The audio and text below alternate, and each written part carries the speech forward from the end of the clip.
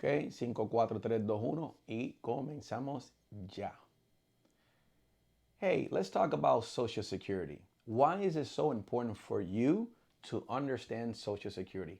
Well, let's go back to history first. Social Security was created in 1935. And the reason why it was created in 1935, it was because in the Great Depression in 1929, people didn't have any money for food or water based on all the collapse of the economy that happened in 1929. So President Roosevelt, who was the one who created the Social Security, he said, you know what? This can never happen again. We cannot allow people not having money for water and food, right?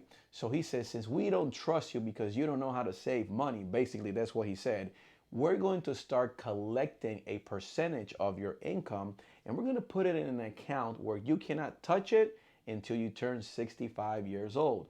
Now, why was this created? Because when you were turned 65 years old, that income that you were going to receive from Social Security would be the income that would have helped you to have food and water. Let me explain again. It would have helped you to have food and water.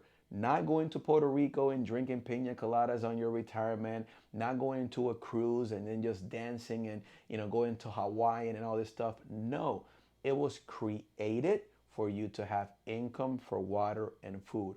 Now, this is the tricky part that people really don't understand about Social Security.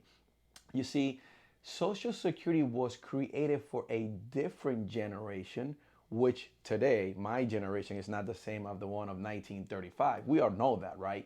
So we have to understand that by 1935, the people who were born in that type of generation, the expectation of living of these people were from 58, 59, 60 years old, maybe 61 years old. So what does that tell you? What that tells you is that people were dying, okay? People were dying before even getting to collect Social Security. So there was like 90% of the people who never touched their Social Security because the expectation of living of that generation was, to 58, 59, 60 years old.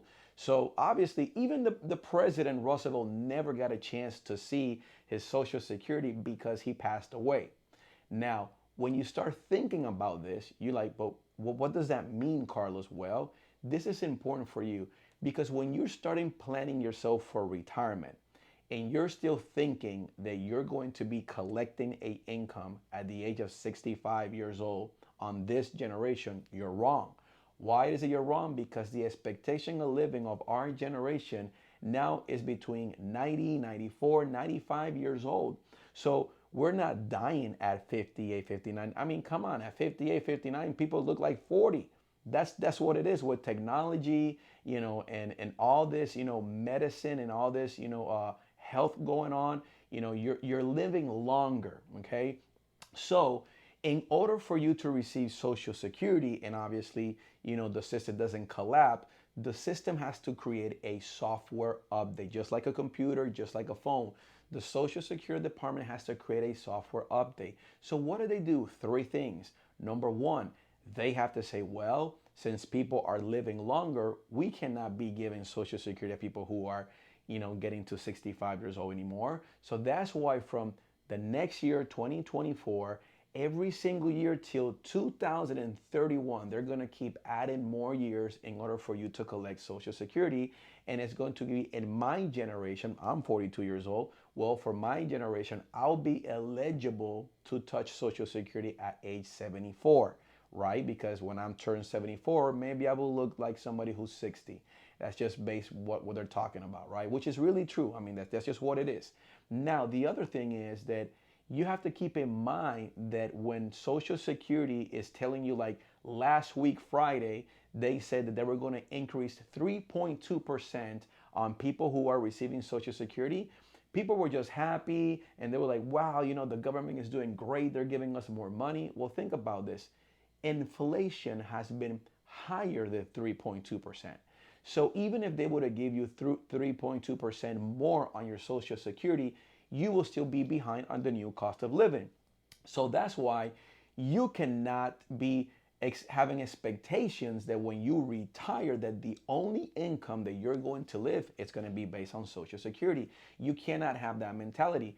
You should see Social Security as a bonus on your retirement. Okay, and let me say it again. You should see Social Security as a bonus.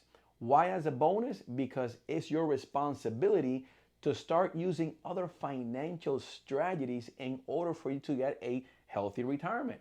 So you know that you can count on Social Security. You might receive Social Security, and that's fine. They're going to do an update. The other thing they're going to do is they're going to be taking more percentage of, the income in your paycheck and all that.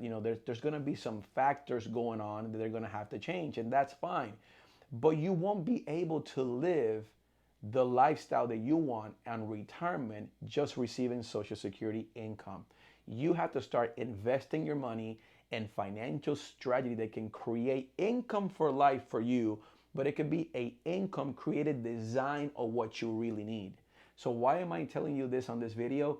It's because if you are one of these persons who are just, seeing that your grandpa, your mom, your dad, or your great great grandpa lived very well out of Social Security, it was because it was done for a different generation. Social Security was not for our generation, and we are responsible to make sure that we do the right investments with less interruptions on our money growth so we can have a healthy and a very wealthy retirement place to stay, get money, get income, and you will be fine, okay? So that's what I want to talk to you about today. I hope you enjoyed this video, and remember, use Social Security as a bonus. Ok, vamos a verlo.